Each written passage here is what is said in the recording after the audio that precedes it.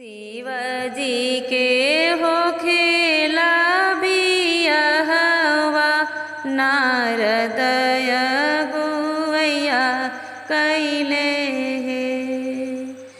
शिवजी के हो खेला बियाहवा नारदय गुवैया कैले हे।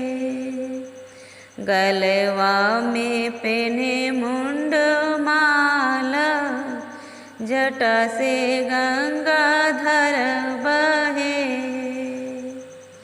गलवा में पेने मुंड माला जटा से गंगाधर बहे। तनवा में पेने मृग छालत अंग में भभूत सोहे।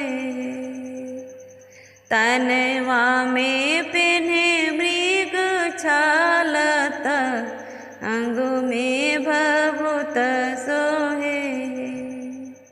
कनवा में बिच्छू के कुंडल वात मथवा चंद्रमा सोहे। कनवा में बिच्छू के कुंडल वात मथवा चंद्रमा सोहे। सपवा के कैले कंगनवात हाथ में त्रिशूल सोहे। सपवा के कैले कुंडल वात हाथ में त्रिशूल सोहे। शिवजी के हो खेला बियाहवा नारदय गुवैया कैले हे। शिवजी के हो खेला बियाहवा नारद गुवैया कैले हे। नगवा छोड़ेला फुफुकार नगिनिया डसे आवेली है। नगवा छोड़ेला फुफुकार नगिनिया डसे आवेली है। आगे पीछे करेली डकिनिया जोगिनिया गीत गावेली है। आगे पीछे करेली डकिनिया जोगिनिया गीत गावेली है। शिवजी के हो खेला बियाहवा नारदय गुवैया कैले है। शिवजी के हो खेला बियाहवा नारदय गुवैया कैले है। भूत बए ताल के बराती लैले बसहा सवारी कैले। भूत बए ताल के बराती लैले बसहा सवारी कैले हे।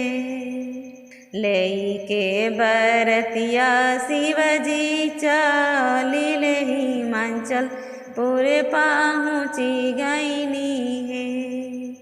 लेके बरतिया शिवजी चलिले हिमांचल पूरे पहुँची गईनी है। सखिया सहेलिया रूपवा देखेली मैना परिछे आवेली है। सखिया सहेलिया रूपवा देखेली मैना परिछे आवेली है।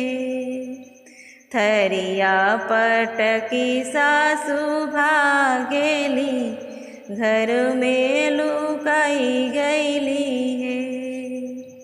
थरिया पटकी सासु भागेली घर में लुकाई गईली है। नारद बाभनवा के कोसेली नैना नीरवा ढारेली है। नारद बाभनवा के कोसेली नैना नीरवा ढारेली है। कलसा के ओटे गौरी बोलेली सुनी शिवाय रज मोरी है। कलसा के ओटे गौरी बोलेली सुनी शिवाय रज मोरी है। तनिए सा रूपवा बदली नात फेरू ना बियाह हुई है।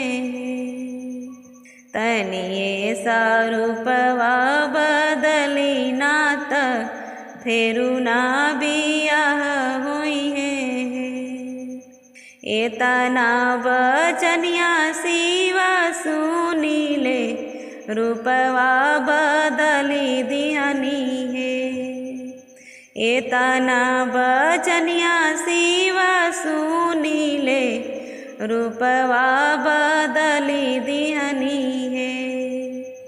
बूढ़वा से भैनी जवान मात सखी सब चकित भैली है। बूढ़वा से भैनी जवान मात सखी सब चकित भैली है। करे लगले पंडित मंत्रोच्चारत शिव के बियाह भैले है। करे लगले पंडित मंत्रोच्चारत शिव के बियाह भैले है। शिवजी के हो खेला बियाहवा नारद अगुवैया कैले है। शिवजी के हो खेला बियाहवा नारद अगुवैया कैले